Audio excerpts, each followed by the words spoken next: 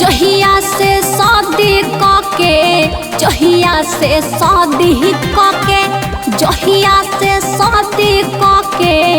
ऐनी ससुरार हो भतार साला सवतीन लेके ए सखी भतार साला सवतीन लेके भइल बा फरार हो भतार साला सवतीन लेके भइल बा फरार हो भतार साला सवतीन लेके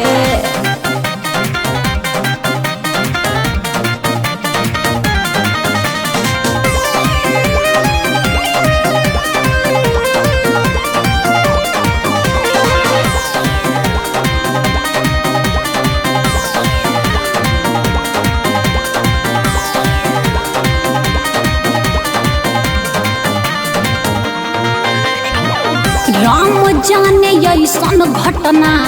घट गइले कब हो दोसरा के संगे एकर चलत रहे लभ हो दोसरा के संगे एकर चलत रहे लभ हो राम जाने ऐसन घटना घट गइले कब हो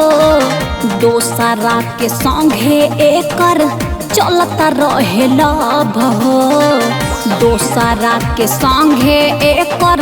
चलत रहे लभ हो उतारस लुटबे करी उतारस लुटबे करी होई का हमार हो भतार साला सवतीन लेके ए सखी भतार साला सवतीन लेके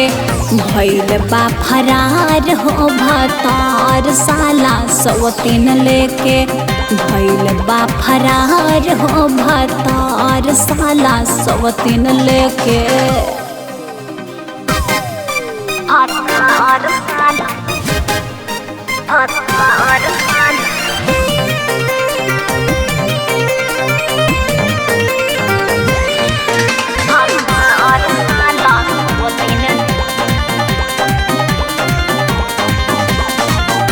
नाही बुझाइल रहे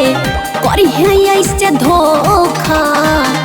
प्रीति के संगे निक ना कइले अनोखा प्रीति के संगे निक ना कइले अनोखा नाही बुझाइल रहे करिहे ऐसे धोखा प्रीति के संगे निक ना कइले अनोखा प्रीति के संगे निक ना कइले अनोखा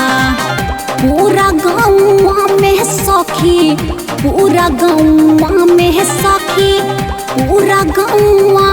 सखी मचल हाहाकार हो भतार साला सवतीन लेके ए सखी भतार साला सवतीन लेके भइल बा फरार हो भतार साला सवतीन लेके भइल बा फरार हो भतार साला सवतीन लेके